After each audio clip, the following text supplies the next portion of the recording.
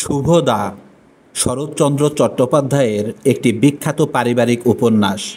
শুভদা শরৎচন্দ্র চট্টোপাধ্যায়ের প্রথম পর্যায়ের রচনা। যদিও তার মৃত্যুর 1938 সালে উপন্যাসটি প্রকাশিত হয়, অর্থাৎ মৃত্যুর পর। হলুদপুর গ্রামের একটি গরিব ঘরের বউ শুভদা। গ্রামে এমন কেউ নেই যে তাকে পছন্দ করে না। সংসারে রয়েছে অত্যাচারী স্বামী হারানচন্দ্র মুখোপাধ্যায়, 2 কন্যা সন্তান ললনা ও ছলনা, 1 পুত্র সন্তান মাধব এবং বড় ননদিনী রাসমণি। শুভদার স্বামী হারান চুরির দায়ে চাকরি হারানোর পর সংসারে নেমে আসে অর্থকষ্ট। 2 মেয়ে, অসুস্থ ছেলে, বিধবা ননদ এবং দায়িত্বহীন মাতাল স্বামীকে নিয়ে সংসারে টিকে থাকার গল্প শুভদা। তার কোনো অভিযোগ নেই কারো প্রতি। এত কিছুর পরও সে ভীষণ স্বামীভক্ত। হারানের 2 মেয়ে, একজনের নাম ললনা, যে বিয়ের 1 মাসের মাথায় বিধবা হয়ে বাপের বাড়ি চলে এসেছে। আরেক মেয়ে ছলনা, যে খুবই চঞ্চল। হারানোর কমলমতি স্ত্রী হলো শুভদা। অসুস্থ ছেলে মাধব আর এক বিধবা বোনকে নিয়ে তার সংসার। জুয়া আর গাঁজার প্রতি আসক্তি থাকার কারণে অভাব তার পরিবারের নিত্য সঙ্গী। আরও কিছু বদঅভ্যাস ছিল। 2 দিন 3 দিন, কখনো বা 5-6 দিনও তিনি বাড়ি ফিরতেন না। তখন উপবাস করেই কাটানো হতো সবাইকে। বাড়ির সবাই উপবাসে থাকতো। এমন কি করে, এইভাবেই আর কি তাদের দিনগুলো চলতো। তবুও ললনা ও শুভদা মিলে প্রাণপণে চেষ্টা করে সবার মুখে 2-4টা ডাল ভাত জুগিয়ে দেবার। হারানের সব অপকর্ম শুভদা নীরবে সহ্য করে যায়। কখনো কোনো প্রতিবাদ করে না। অধিকাংশ সময় তার না খেয়েই কেটে দেয়। হারান যখন বাড়ি ফিরে না, তখন সেও না খেয়ে দিন রাত পার করে। হারানের এ নিয়ে কোনো চিন্তা নেই। মাঝে মধ্যে একটু দুঃখ প্রকাশ করলেও স্বভাবে তার কোনো পরিবর্তন নেই।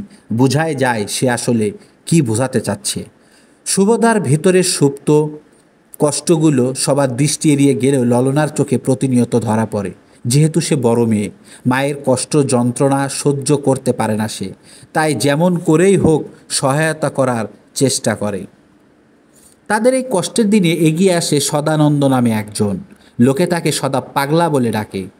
সাদা মনের মানুষ সে, সবার বিপদে এগিয়ে যায়। ললনার প্রতি তার একটা মায়া ছিল বলেই হয়তো এই পরিবারের প্রতি তার বিশেষ টান রয়েছে। সে হয়তো ললনাকে ভালোবাসে, কিন্তু মুখ ফুটে বলতে পারে না। সদানন্দ যথাসম্ভব ললনার পরিবারকে আর্থিকভাবে সাহায্য করে। এদিকে বিয়ের আগে ললনার সাথে প্রেম ছিল শারদার, কিন্তু সমাজ তার লোভী বাবার রক্তচক্ষুর ভয়ে সে বিধবা ললনাকে বিয়ে করতে অপারগতা প্রকাশ করে। ললনা শারদাকে অনুরোধ করে সে যেন তার ছোট বোন ছলনাকে বিয়ে করে। হঠাৎ একটা সময় শুভদার এই কষ্টের সংসার আরও করুণ আকার ধারণ করে। হারানের অধিকাংশ সময় খোঁজখবর থাকে না। সদানন্দ তার পিসিমাকে নিয়ে কাশিতে চলে যায়। যাওয়ার আগে কিছু টাকা দিয়ে গেলেও তা ফুরিয়ে অনাহারে কাটাতে হয় তাদের। মাধবের শরীরটা দিন দিন খারাপ হতে থাকে। মাধব বলতে ওই বাড়ির ছোট ছেলেটা। এদিকে ছলনারও আর কয়েক মাস গেলে বিয়ের বয়স পেরিয়ে যাবে। এসবের যন্ত্রণায় শুভদা ভেঙে পড়ে। মায়ের কষ্ট সহ্য করতে না পেরে ললনা একদিন ভোরের আলো না ফুটতেই গঙ্গার জলে ঝাঁপিয়ে পড়ে। তারপর ললনাকে কোথাও খুঁজে পাওয়া যায় না। নদীর জলে ললনার কাপড় পেয়ে সবাই ধরে নেয় ললনা নদীতে ডুবে আত্মহত্যা করেছে। দারিদ্র্যের কাছে হার মেনে শুভদার বড় কন্যা ললনা শরীর বেচতে কলকাতার উদ্দেশ্যে পাড়ি জমানো ও প্রতিমধ্যে এক জমিদারের পানি গ্রহণ করে। অর্থাৎ ঘটনাক্রমে নদীতে ভাসতে ভাসতে ললনা আশ্রয় পায় এক জমিদারের কাছে। জমিদার তাকে নিজের কাছে কলকাতা নিয়ে যায়। এদিকে ললনার শেষ ইচ্ছা পূরণ করার জন্য সদানন্দ তার সম্পত্তি বিক্রি পর্যন্ত করে দেয়। শারদার সাথে ছলনার বিয়ে দিবে দেয় এবং বিয়ে দিয়েও দেয়। জমিদারের নির্দেশে ললনা তার ভাইয়ের চিকিৎসার জন্য শুভদার কাছে 500 টাকা পাঠায়। কিন্তু ততক্ষণে অনেক দেরি হয়ে গেছে। মাধব মারা যায়।